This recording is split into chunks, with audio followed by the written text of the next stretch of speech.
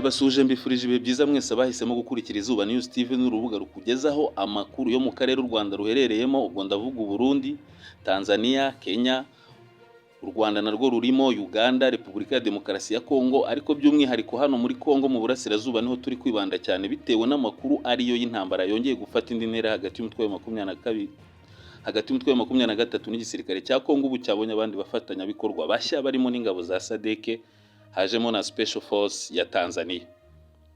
Duhereye mu Rwanda rero, aya makuru aho tugiye kuyatangirira nuko Twagiramungu Faustin, umwe mu banyapolitike bazwi cyane muri opposition nyarwanda, yitabye Imana ariko akaba yaramaze ukwezi nta uramusimbura. Kuri uyu munsi rero yabonye umusimbura ugomba gukomeza akazi Twagiramungu yakoraga.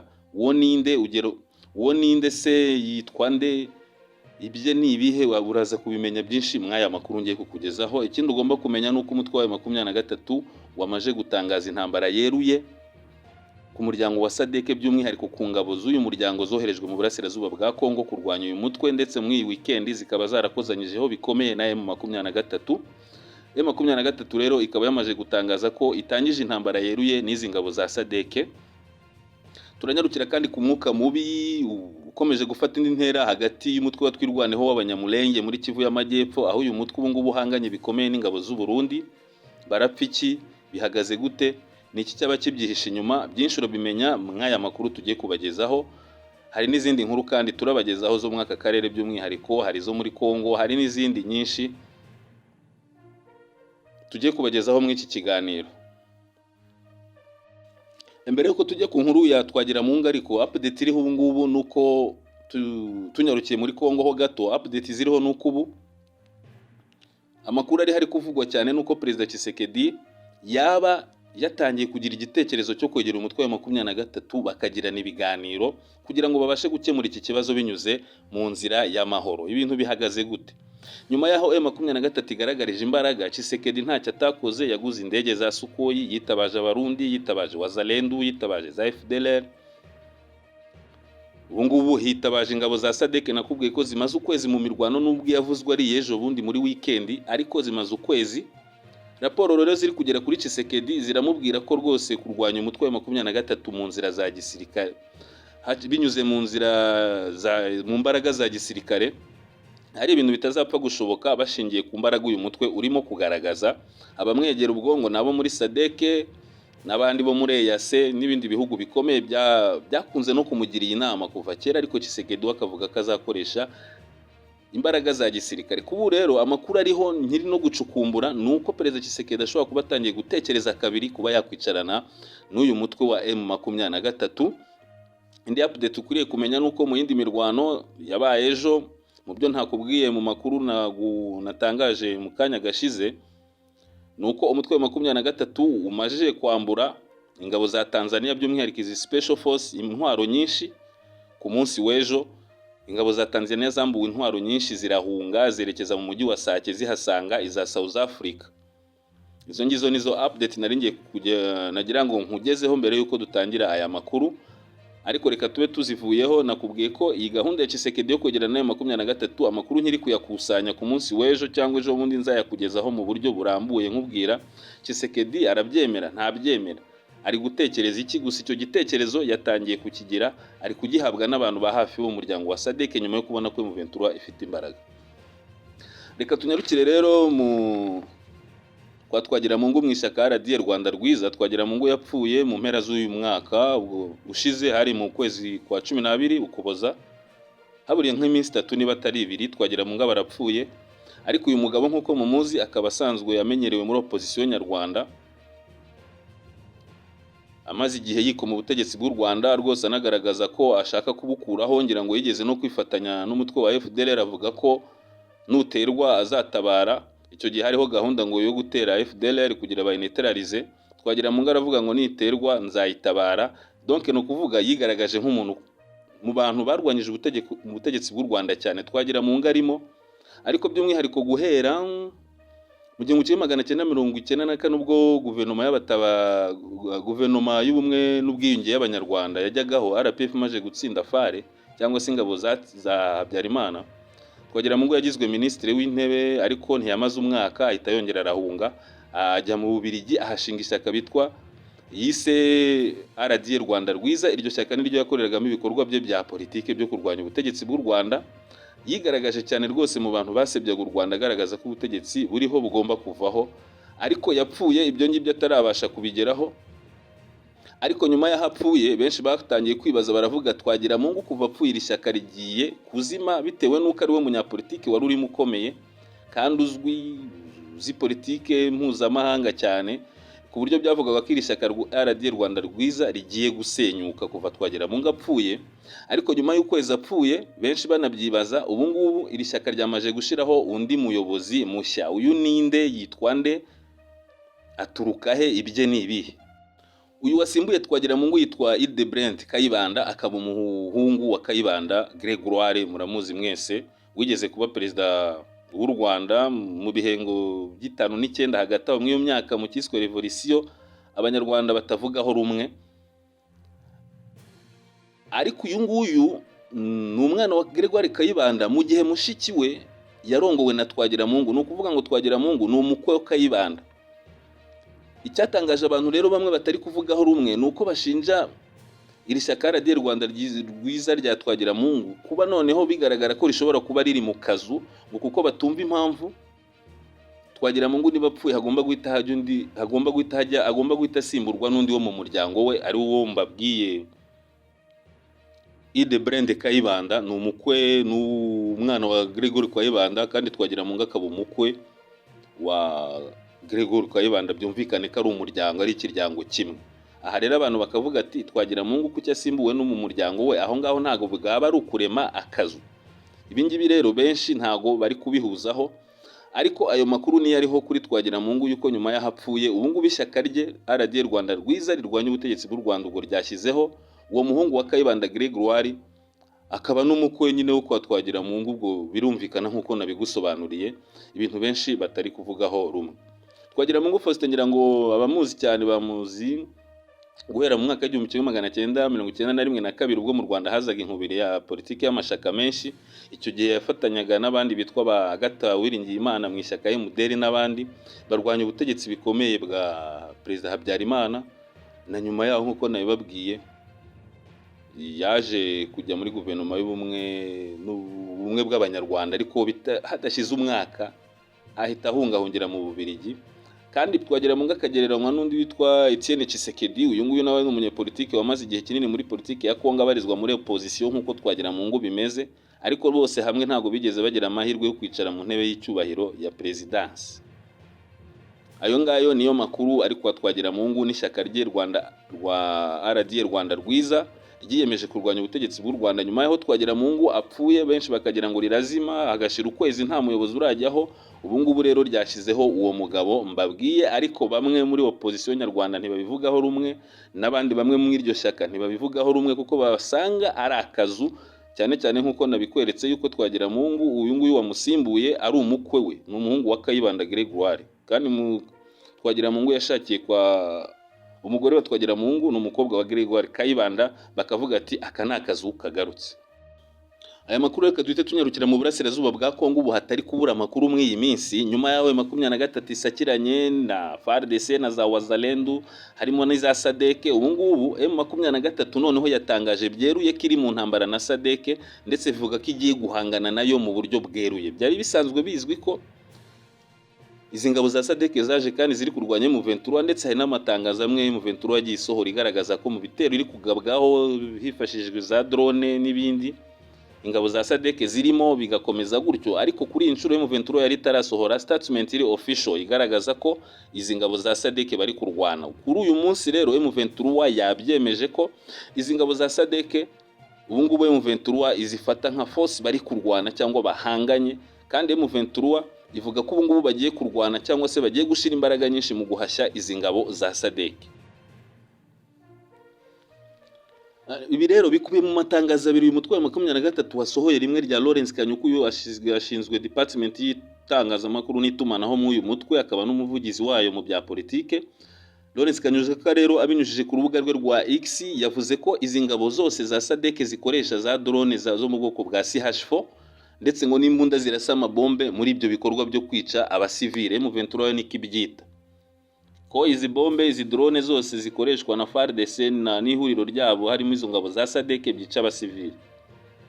Ariko ku rundi ruhande rwe perezida wa M23 ari we Bertrand Bisimwa nawe yunzemo avuga ko ingabo za SADC zamaze kwinjira ku mugaragaro mu ntambara zifatanyije n'inyeshyamba za FDLR ndetse ngo zakoze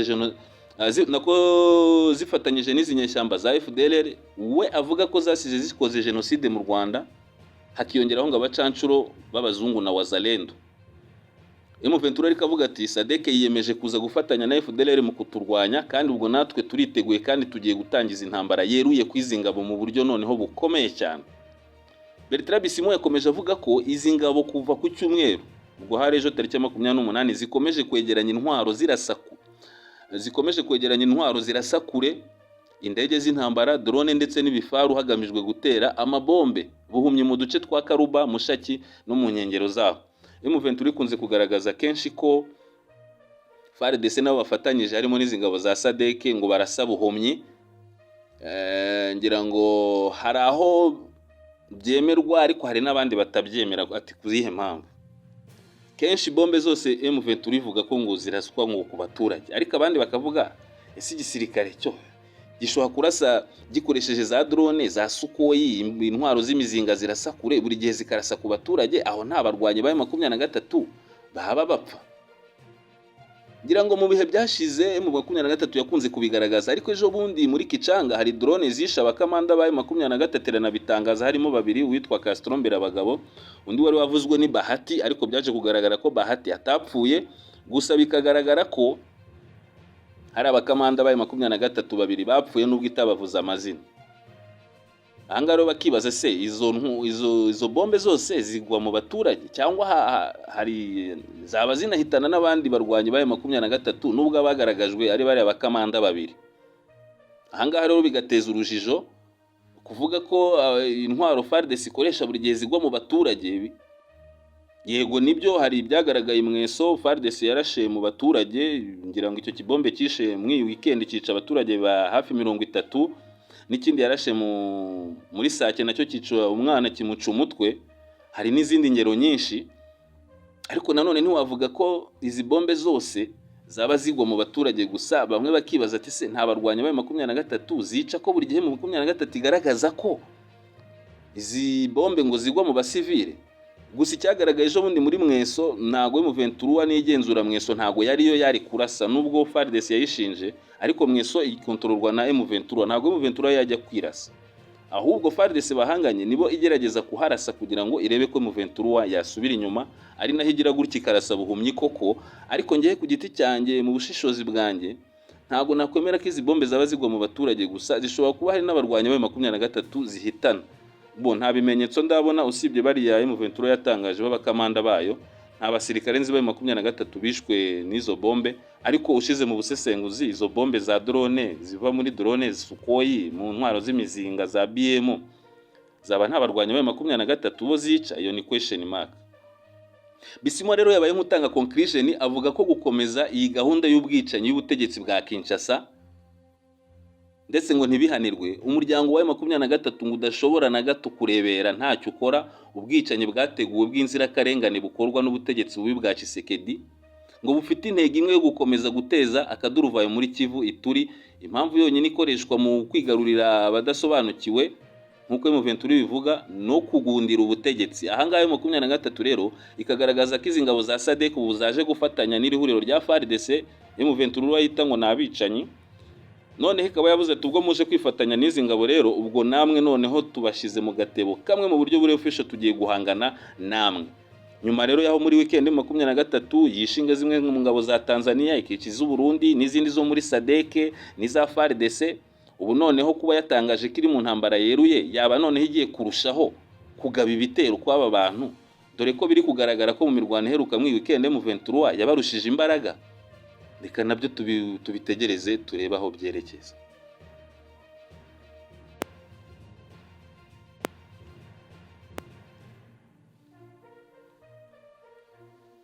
Indi nkuru iri kuvugwa cyane rero nkuko nabibabwiye tuwite tunanyarukira ubwo twagiye muri Kivu y'Amajyepfo.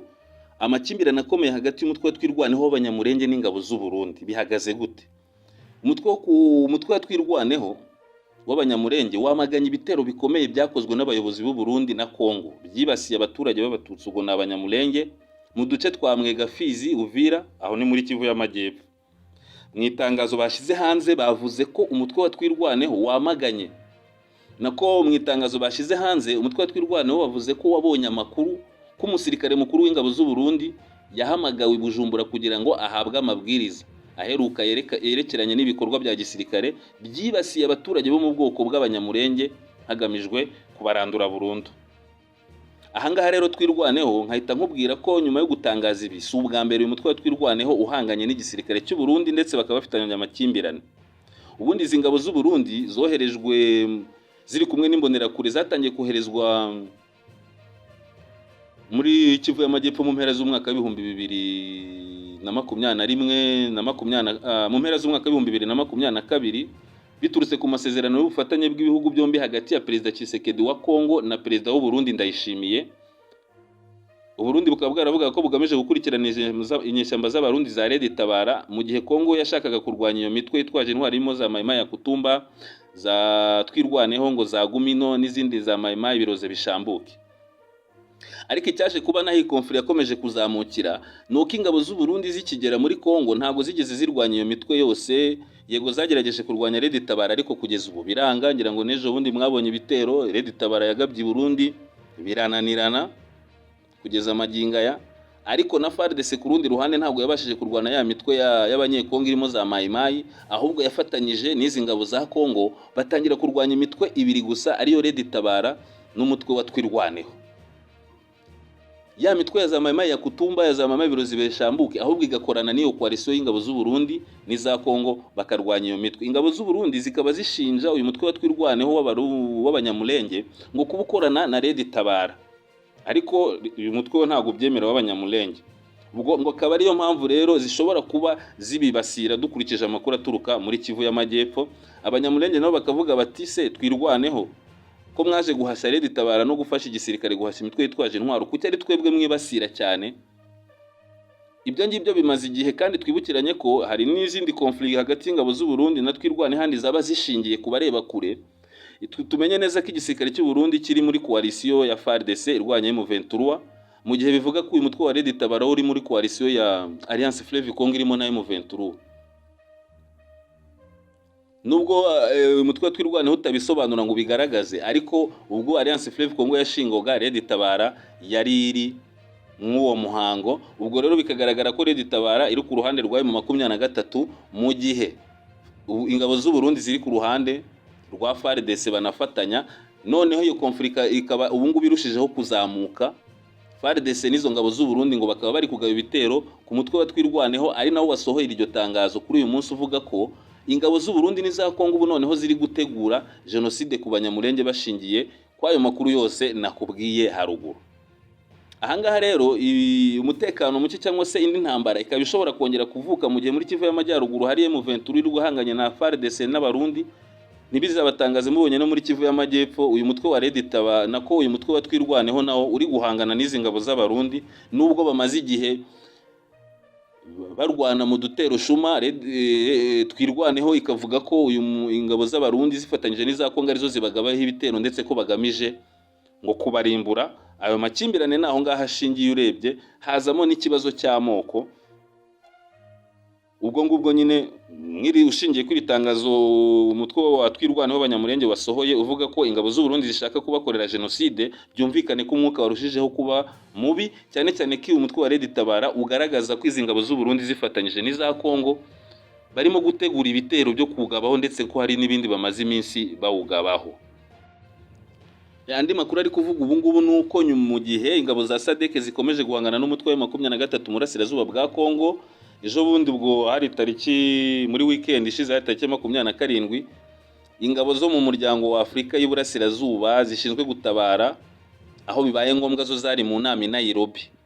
Icyo ukuriye kumenya hano ni iki inama igamije ikishingiye kuki. Twabonye ko uyu muryango wa EAC utari guhuza na SADC. Twavuga ko hari nk'intambara y'ubutita iri hagati y'umuryango wa EAC n'izi ngabo za SADC, cyane cyane ko ingabo za SADC nako ingabo za EAC zabanje kujya mu burasirazuba bwa Kongo ariko zirukanwa nguko zitarwanyije mu 23. Izi ngabo zikaba zaratangaga ubusobanuro bw'uko zitarwanya M23 ahubwo Kinshasa igomba kuganira nabo kuko impamvu barwanira zumvikana, ariko SADC yo iza irwana. Byumvikane ko ubu ngubu hari umwuka cyangwa se intambara y'ubutita hagati y'umuryango wa EAC n'uyu muryango wa SADC, ndetse bikavugwa ko iyi nama mu byo yari iri kwiga harimo icyo kintu, nyuma y'aho ingabo za SADC n'iza Tanzania zikomeje kohereza ingabo kurwanya M23 mu gihe EAC yo itabyumva. Iyi nama ikaba ari cyo kimwe mu ngingo zikomeye irimo kwiga. Bivuze iki rero? Birashoboka ko se izi ngabo za SADC dushingiye ku inama y'abaminisitiri b'ingabo b'ibi bihugu bagize uyu muryango bateraniye i Nairobi, birashoboka ko EAC yaba noneho ishobora kuba ahubwo ishobora nayo nk'uko twabivuze yuko intambara ishobora kuba iy'akarere, cyane cyane ko iri kwiga ku ibyo bibazo no mu byo bavuze ko mu ntego nyamukuru bari kwiga harimo kureba ikibazo cy'umutekano mu karere. Ahari umutekano muke mw'iyi minsi ni muri Repubulika ya Demokarasi ya Kongo.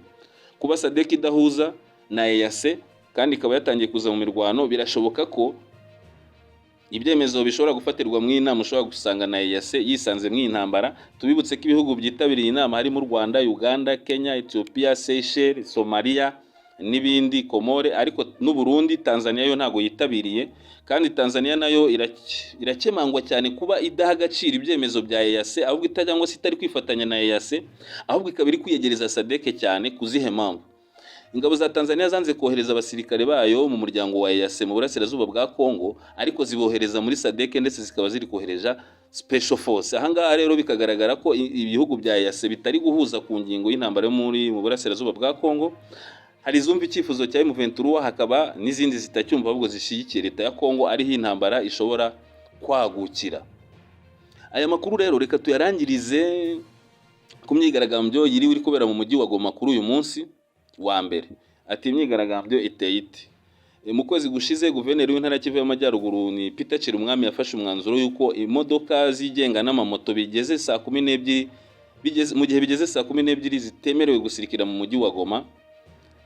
Aha zikaba zaratanze impamvu z'umutekano ngo kuko hari amakuru yuko M23 ishobora kuba iri kwemfilitira umujyi wa Goma, kandi mwayo masaha yo couvre-feu yashiriweho, ndetse batanga n'impamvu yuko ngo hari abanyamahanga biyemfilitira mu uyu mujyi bagahungabanya umutekano, by'umwihariko bagatunga urutoki abanyarwanda.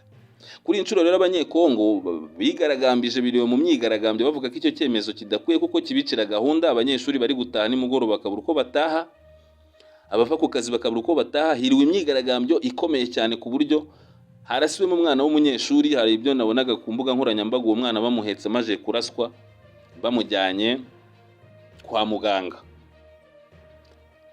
Iki kibazo rero cyo muri Goma naho bavuga ko ngo M23 ishobora kuba yaracengeye uwo mujyi ngo ndetse ngo n'abanyamahanga by'umwihariko bagatunga urutoki u Rwanda, ubwo cyatumye amamoto mu uyu mujyi guhera ku isaha saa 12 z'umugoroba ndetse n'izindi modoka zigenga zitemerewe gukora circulation, ariko ubwo ngubwo byateje ibibazo bikomeye cyane. Ari naho iyo myigaragambyo yiriwe mu byo bise ngo ville morte, harasirwamo n'uwo mwana w'umunyeshuri.